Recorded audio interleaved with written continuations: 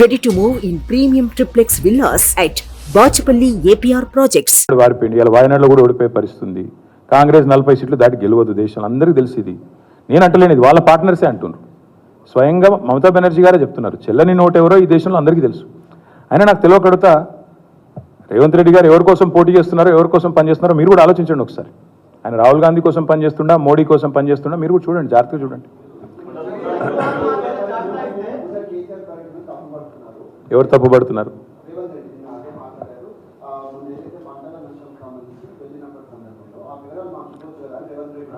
అదే ఇప్పుడు next time ఏం చేస్తామంటే బ్రదర్, మేము ఎవరు ఎక్కడెక్కడ ఆత్మహత్య చేసుకోబోతున్నారో ముందే మేము మా దివ్య దృష్టితో కనుక్కొని రేవంత్ రెడ్డి గారికి చెప్తాము. నెక్స్ట్ పంటలు ఎక్కడెక్కడ ఎండిపోబోతున్నాయో మా దివ్య దృష్టితో మేమే చూసుకొని మేమే చెప్తాము. ఆ తర్వాత రాష్ట్రంలో ఎక్కడెక్కడ ఎలాంటి ఉపద్రవాలు రాబోతున్నాయో దివ్య దృష్టితో మేమే చూసి మేము ఆయనకు చెప్తాము. మరి ఆయన ఎందుకున్నాడు? ఇంకా ఆయన ఎందుకు ముఖ్యమంత్రిగా? ఆయనకి ఇంత అధికార యంత్రాంగం ఎందుకు? 7 లక్షల ఉద్యోగులు ఎందుకు ఆయన కింద పనిచేసేది? ఇంత పెద్ద ప్రభుత్వం ఎందుకు? నేనేమంటున్నా అంటే అన్ని పనులు మేము చేసినాక ఆయన ఎందుకు అసలు? అయినా కూడా ఇంకోటి కూడా నా దగ్గర లిస్ట్ కూడా ఉంది, పంపిస్తాను. 218 మంది ఇప్పటికీ ఆత్మహత్య చేసుకున్నారు రాష్ట్రంలో రైతులు. నేను అడిగారు కదా, ఆయన 48 గంటల సమయం ఇస్తున్నారు కదా, ఇప్పుడు దీని తర్వాత పంపిస్తున్నా ఆయనకి, రేవంత్ రెడ్డి గారికి మేము డిమాండ్ చేస్తున్నాం. ఆయన గతంలో ప్రతిపక్షంలో ఉన్నప్పుడు ఆయనే అన్నారు, రైతులు ఆత్మహత్యలు చేసుకున్న ప్రతి కుటుంబానికి 25 లక్షల రూపాయలు ఇవ్వాలని ఇదే రేవంత్ రెడ్డి గారు ఆనాడు పిసిసి ప్రెసిడెంట్గా అన్నారు. మేము కూడా అదే చెప్తున్నాం. ఆ వివరాలు దీని తర్వాత మీకు కూడా అందజేస్తాను. 218 కుటుంబాలు, వాళ్ళ పేర్లు, వివరాలు జిల్లాతో సహా ఇస్తాను. అది దయచేసి మీరు రేవంత్ రెడ్డి గారికి ఇవ్వండి, ప్రజలకు ఇవ్వండి. ఆ ప్రతి కుటుంబానికి ప్రభుత్వం 25 లక్షల రూపాయలు చెల్లించాలని చెప్పి కూడా నేను డిమాండ్ చేస్తాను. Already legal notice. బ్రదర్, నీకు ఒక మాట మాత్రం స్పష్టంగా చెప్తున్నాను, నాకు ఎలాంటి ఇల్లీగల్ వ్యవహారాలతో నాకు సంబంధం లేదు. ఫోన్ ట్యాపింగ్ అని చెప్పి లీకు వీరుడు రేవంత్ రెడ్డి గారు పాపం డైరెక్ట్గా ప్రెస్ కాన్ఫరెన్స్ పెట్టే దమ్ము లేదు, డైరెక్ట్గా ఆధారాలు ప్రజల ముందు పెట్టే దమ్ము లేదు. ఏముందో విషయం ఎవరికి తెలియదు. పోలీస్ రిమాండ్లో ఉన్న వాళ్ళకి కూడా ఫోన్లకు వెళ్ళి మీకు లీకులు వస్తాయి. ఈయన లీకు వీరుడు.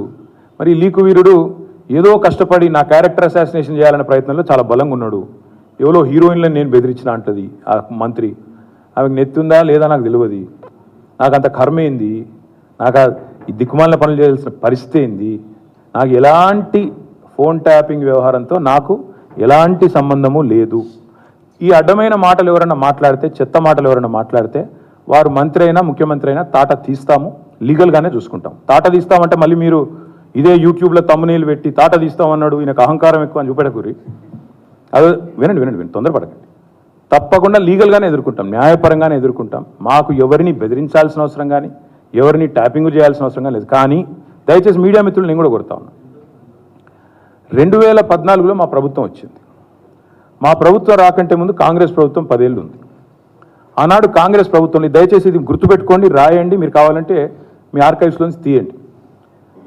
ఆనాడు కిరణ్ కుమార్ రెడ్డి గారు 2011లో ముఖ్యమంత్రిగా ఉన్నప్పుడు మేము ఆరోపణలు చేయాల. కాంగ్రెస్ ఎంపీలు ఆనాడు, ఈరోజు కాంగ్రెస్ ప్రభుత్వంలో మంత్రులుగా ఉన్నవాళ్ళు, ఎమ్మెల్యేలుగా ఉన్నవాళ్ళు, కోమటిరెడ్డి రాజగోపాల్ రెడ్డి, డాక్టర్ గడ్డం వివేక్, అదేవిధంగా పొన్నం ప్రభాకర్ గారు ఈరోజు మంత్రి. వీళ్ళు ముగ్గురు ఆనాడు ఆరోపణ చేసినారు. సుఖేందర్ రెడ్డి గారు కూడా ఉన్నారు అనుకుంటా. అప్పుడు మా ఫోన్లను ట్యాపింగ్ చేస్తున్నాడు కిరణ్ కుమార్ రెడ్డి, తెలంగాణ కాంగ్రెస్ ఎంపీల ఫోన్లను ట్యాపింగ్ చేస్తున్నాడు కిరణ్ కుమార్ రెడ్డి అని చెప్పి ఆనాడు కాంగ్రెస్ ఎంపీలు అప్పటి కాంగ్రెస్ ప్రభుత్వం మీద ఆరోపణ చేశారు. సరే, ఆ తర్వాత ముఖ్యమంత్రి గారు నేను చేయట్లేదు అన్నాడు, అది వేరే విషయం. నేను రేవంత్ రెడ్డి గారిని కూడా కోరుతా ఉన్నా, మీరు 2014 నుంచి ఎందుకు? అంతకుముందు మీ వాళ్ళే ఆరోపణ చేశారు కదా.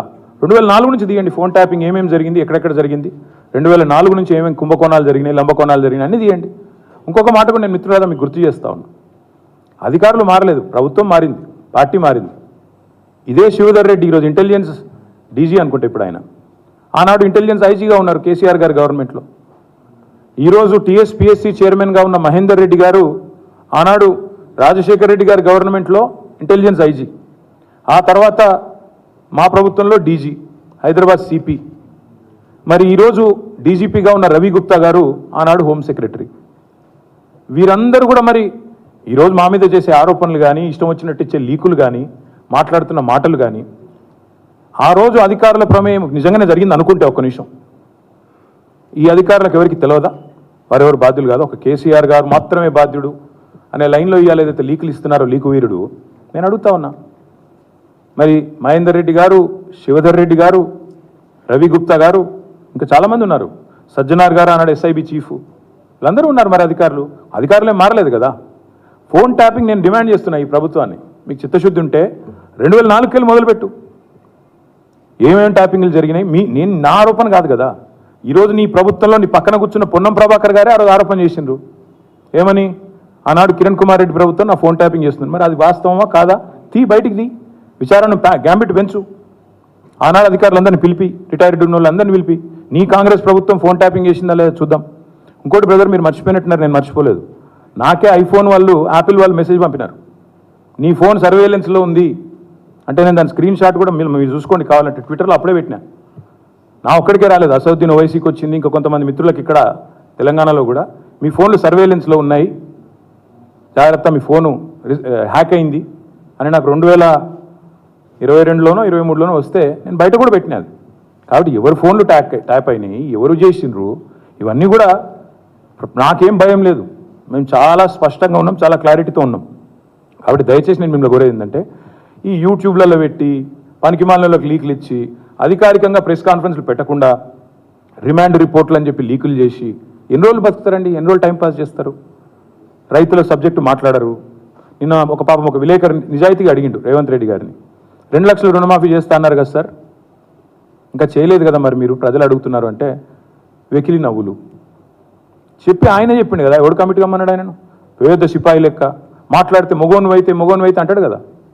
నేను అంటున్నా, రేవంత్ రెడ్డి మొగోను అయితే చెయ్యి రుణమాఫీ. ఎవడాపిండి ఆయన? నేను చెయ్యి రుణమాఫీ, చెయ్యి 2 లక్షలు రుణమాఫీ చెయ్యి. నువ్వే అన్నావు కదా December 9 అని, చెయ్యి. పాయింట్ ఏంటంటే ఈ చిల్లర మాటలు కాదు కదా ప్రజలు చూసేది. అల్టిమేట్గా 4 రోజులు నడిపిస్తారు బై టైంపాస్, అటెన్షన్ డైవర్షన్. ఓ రోజు గొర్రెల స్కామ్ అంటాడు, ఓ రోజు బర్రెల స్కామ్ అంటాడు, ఓ రోజు ఫోన్ ట్యాపింగ్ అంటాడు, ఓ రోజు కాళేశ్వరం స్కామ్ అంటాడు. ఇవేనా ఇక? అసలు పని లేదా? మంచిలు ఇచ్చేది లేదు, సాగునీరు ఇచ్చేది లేదు, పంటలు ఎండితే పట్టించుకునేది లేదు, రైతులకు రుణమాఫీ లేదు, కొత్త ఇన్వెస్ట్మెంట్లు రావు. ఇవేం చెప్పరు. ఇడికెళ్ళి కంపెనీలు పారిపోతుంటే మాట్లాడరు. ఇవేం ఉండవు. ఏముండాలి? మమ్మల్ని అందరినీ రాష్ట్ర ప్రజలను పిచ్చోళ్ళని చేసి వీళ్ళు పోతురట, వాళ్ళు పోతురట, వీళ్ళు జంపట, వాళ్ళు జంపట, వాళ్ళు చెప్పుడు మీరు రాసుడు. బాగుందా? నేను చెప్పలేదు బ్రదర్, మమతా బెనర్జీ గారు చెప్పారు, ఆమెను అడగండి, నేను అనలేదు. అది కేవలం ఇండియా అలయన్స్లో పార్ట్నర్గా ఉన్న మమతా బెనర్జీ గారు చెప్పిన మాట. కాంగ్రెస్ పార్టీ 40 సీట్లు దాటదని నేను అనట్లేదు. మమతా బెనర్జీ గారు వారి పార్ట్నర్, ఆమె చెప్పింది నేను చెప్పాను.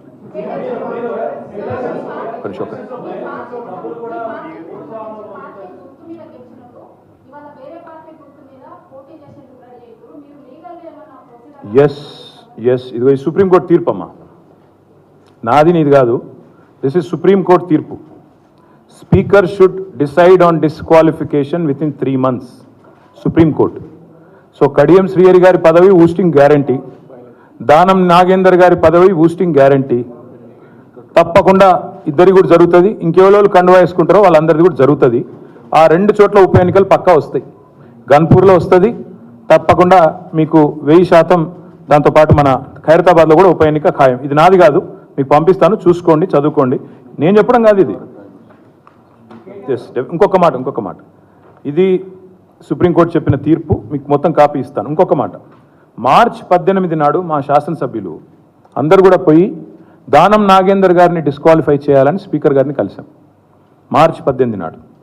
తర్వాత మళ్ళీ మొన్న ఒక 4-5 రోజుల కిందట పోయి అసెంబ్లీ సెక్రటరీ గారిని కూడా కలిసి, అసెంబ్లీ సెక్రటరీ లేక తప్పించుకుంటే ఆయన పాపం రూమ్లో దాక్కుంటే జాయింట్ సెక్రటరీకి ఆ కాగితం ఇచ్చి రిజిస్టర్ పోస్ట్ వేసి మొత్తానికి స్పీకర్ గారికి మళ్ళీ గుర్తు చేశాం. ఏమని? Automatic disqualification. ఎందుకంటే ఒక పార్టీలో గెలిచి ఇంకో పార్టీ అభ్యర్థి అయింది దానం నాగేందర్, కాబట్టి ఆటోమేటిక్ డిస్క్వాలిఫికేషన్ ప్రెసిడెంట్ ఉంది. ఇదివరకు భూపతి రెడ్డి అని ఒక ఎమ్మెల్సీ ఉండేది నిజామాబాద్లో, ఆయన ఇట్లే కాంగ్రెస్ అభ్యర్థిగా పోటీ చేయగానే ఆటోమేటిక్గా బీఫామ్ తీసుకోగానే డిస్క్వాలిఫై చేసినారు. తర్వాత కోర్టుకు పోతే కోర్టు కూడా అవును ఇది కరెక్ట్ అని చెప్పింది. అందుకే మేము స్పీకర్ గారికి మనం పంపించినాం, మీరు వెంటనే చేయండి అని. స్పీకర్ గారికి కూడా ఈ ఆదివారం దాకా సమయం ఇస్తున్నాం, మీరు తేల్చండి. ఈ ఆదివారం లోపల, ఈ వీక్లో తేల్చండి. తేల్చకపోతే ఖచ్చితంగా హైకోర్టుకు పోతాం, తప్పకుండా అవసరమైతే సుప్రీంకోర్టు దాకా పోతాం. ఎందుకంటే ఇది కోర్టు తీర్పు, మాది కాదు. 1000% దానం నాగేందర్ గారు, అదేవిధంగా కడియం శ్రీహరి గారు ఇద్దరు పదవులు ఊస్తవుతాయి. ఉప ఎన్నిక వస్తుంది, న్యాయ పోరాటం చేస్తాము. ఈ ఆదివారం దాకా స్పీకర్ గారికి మేము కూడా మా పార్టీ తరఫున గడువిస్తాం.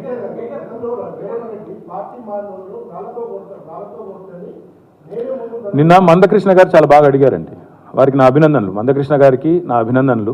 చాలా బాగా అడిగిండు. ఏమన్నాడు? రేవంత్ రెడ్డి గారు మీరే చెప్పారు కదా, పార్టీ మారిన వాళ్ళను మరి రాజీనామా చేయకుండా పార్టీ మారితే రాళ్లతో కొట్టండి అని. మరి నువ్వే చేర్చుకుంటున్నావు, ఇవాళ ఎవరిని కొట్టాలా? రాళ్లతో నిన్ను కొట్టాలనా, కడియం శ్రేయర్ని కొట్టాలనా అని మందకృష్ణ గారు అడిగి, నేనల్లా, మందకృష్ణ గారు అడిగినారు. మందకృష్ణ గారికి నా హృదయపూర్వకమైన అభినందనలు. వారు మరి రేవంత్ రెడ్డి గారు సమాధానం చెప్పాలా, ఇది వారు అడిగిన ప్రశ్న, మీరు సమాధానం చెప్తారని ఆశిస్తున్నాను. థ్యాంక్ యూగా.